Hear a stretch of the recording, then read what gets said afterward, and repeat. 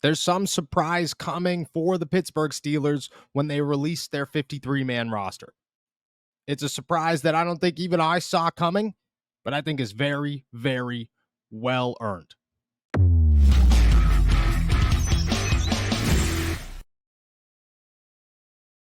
What's going on, everybody? I'm Noah Strackbine. Thank you for jumping on to Steelers to Go, your daily to-go cup of Pittsburgh Steelers news and analysis. Find us on youtube.com/All Steelers Talkers. Subscribe anywhere you get your podcasts. Today, we are talking about somewhat of a surprising roster move that the Pittsburgh Steelers are very, very likely to make when they release their 53-man roster, how they are going to go about it, what needs to happen to get it done, and how beneficial is it to this football team. That move is to keep two guys that I think were competing for one spot and somehow earn places for both of them on the 53-man roster. Coming into the summer, the Pittsburgh Steelers had plenty of competition going on. The final two wide receiver spots, the RB3 spot, at one point, Tanner Morgan looked like he was going to be okay for at least a practice, but maybe the backup quarterback competition actually had a chance if Mason Rudolph continued his hot streak outside of Tampa Bay. There were cornerback competitions, safety competitions. Kenny Robinson earned his way into plenty of people's minds once it comes to this 53-man roster. A punting battle, kick return battle, punt return battle, and probably 8, maybe 9 defensive tackles that were all fighting for limited space. Plenty of competition. There was one, though, that I think people were a little disappointed in the candidates coming into the summer. Those candidates turned into sleepers for this roster and two members of a football team that right now I believe both earn a spot on the roster. And if I had to guess, are both going to get a spot on the roster. Those two are Chandon Sullivan and Elijah Riley, who are fighting for the slot corner nickelback position for the Pittsburgh Steelers. But both of them, even if there's only one spot on the depth chart, one spot on the roster in most seasons, have turned this into such a battle that the Pittsburgh Steelers are probably going to keep both. Because you can't cut quality talent when you have other positions that you could remove from. And when it comes to the cornerback room, there are already questions. So there's no need to eliminate NFL talent, as Mike Tomlin says, veteran talent, as Mike Tomlin says, to keep other guys that don't necessarily hold strong enough of a place to feel good about keeping them. I'll get to how we keep, or how the Pittsburgh Steelers keep two nickelbacks. But for right now, this is how I know that the Pittsburgh Steelers are probably going to keep both Elijah Riley and Chandon Sullivan. With the nickelbacks, I know that you said it's tight competition. Is there room on a defense for two guys, or is that a position that you really only limit to one? I think there's room if you have another skill set. Whether Eli can play safety, Sully can play corner. If you can play another position and not your main position, I think that gives you an opportunity to keep two. Or if one of them is a special teams demon.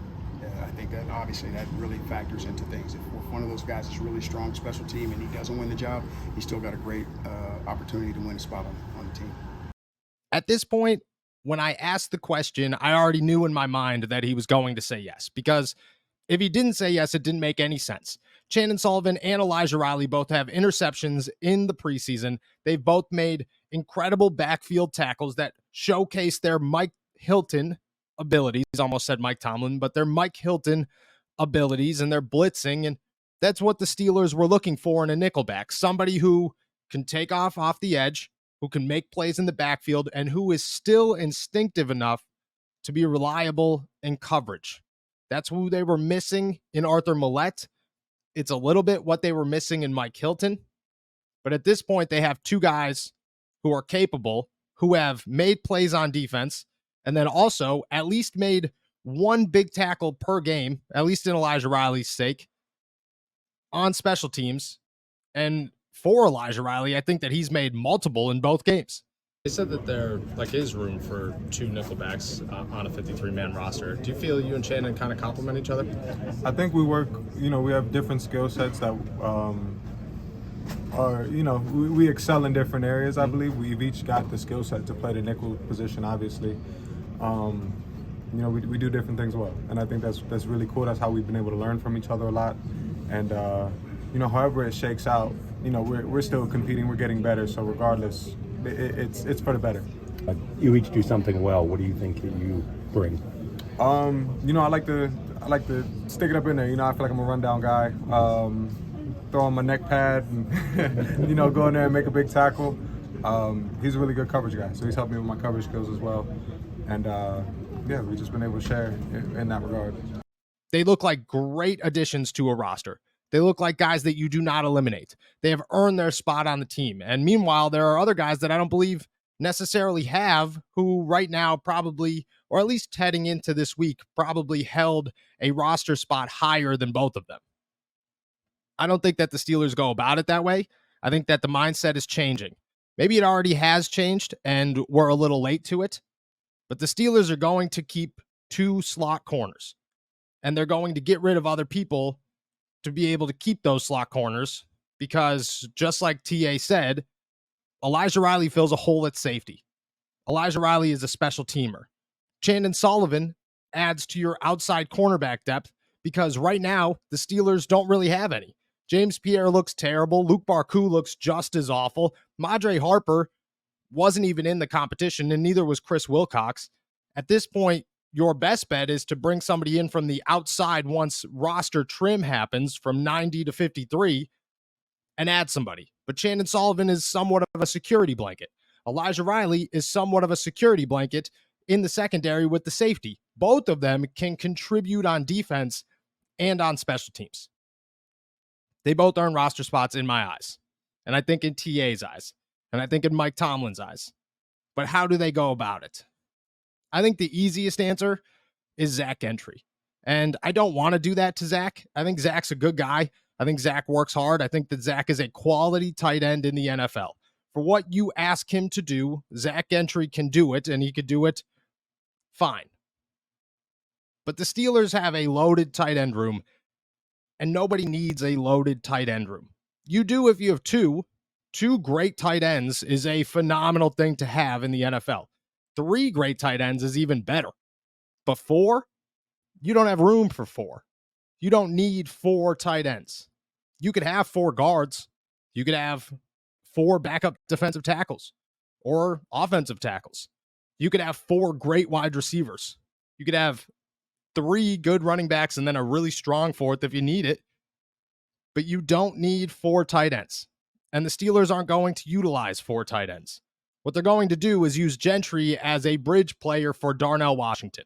They're going to allow him to be the blocking option, the big body, the catch screen passes tight end, while Darnell Washington adjusts to the NFL level, because right now, even if he does play well in spurts, Darnell Washington is an evolving product, but he's still raw, and he still has a long way to go before he's at the level of being a full-time, really critical contribution to the Steelers offense. In the meantime, Zach Gentry is that, okay, let's just keep it here so that it doesn't dip any lower, but we're not going to get much higher with him. There's no need to keep that guy. The Steelers have Pat Freiermuth, who, by all counts, looks phenomenal, looks better than he did last season. Him and Kenny Pickett clearly have a good repertoire, and I don't see that chemistry going anywhere. Darnell Washington, by all counts, can block, and he could block just fine. And even if there are hiccups, you could rely on somebody who's a very good blocker, probably better than you could rely on somebody who doesn't have the greatest hands. So if Darnell Washington was supposed to be a vertical threat or somebody who's going to work his way down the field and catch footballs, okay, that's a concern because he's not ready for that yet. But as a blocker, I think you toss him in the fire. Let him work, because you didn't draft him in the 3rd round, a guy who at one point had 1st-round potential, just because of his blocking ability, to go sit on the sidelines for a season because Zach Gentry doesn't dip the talent level, or the concern, I would say. Connor Hayward is the backup for Pat Freiermuth. He does the same things and a little bit more. And I get it, he's not going to block, but Pat should be able to block. Broderick Jones right now is your swing tackle. So you feel fine giving that guy reps instead of Zach Gentry if you have to go, a big personnel. I think that's your easiest way to go about it. I think you have other options. You could eliminate a wide receiver. You could eliminate a defensive tackle. You could eliminate an inside linebacker.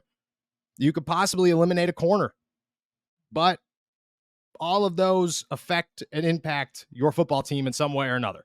If it's wide receiver, you just lost Miles Boykin or Gunnar Olszewski, who both played critical roles on maybe not Gunnar in special teams, but Gunnar in run blocking and Miles Boykins in special teams, who might be your best special teams player. At corner, you're going to rely on Shannon Sullivan to be your final piece to the puzzle.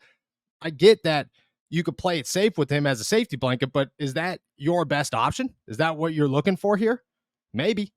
I don't know. You could look at defensive tackle, but the Steelers finally have really quality depth. I mean, so strong of defensive tackle depth that it's hard to find somebody that's going to get cut. Do you want to get rid of that? Do you want to risk Larry Ogunjobi and Cam Hayward both being over or near 30 years old? Larry dealing with injuries?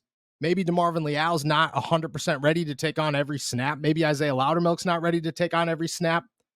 You're going to risk that? I don't think so. I think that the safest way to play it is to get rid of a guy that I don't think you keep around if the NFL draft happens before free agency. I think if Darnell Washington gets drafted in the 3rd round before the Steelers sign Zach Gentry, they don't. I just think it's the easiest way to go about it. And again, I think Zach is a great guy and a quality football player. And I think that he lands somewhere and contributes to an offense. But in Pittsburgh, they planned for the future, and the future doesn't include him. So the easiest way to go about that is to cut ties now so that you could have 2 quality guys that deserve and will impact your team immediately and long-term at a position of need. I just think that's the easiest and the smartest way to go about it.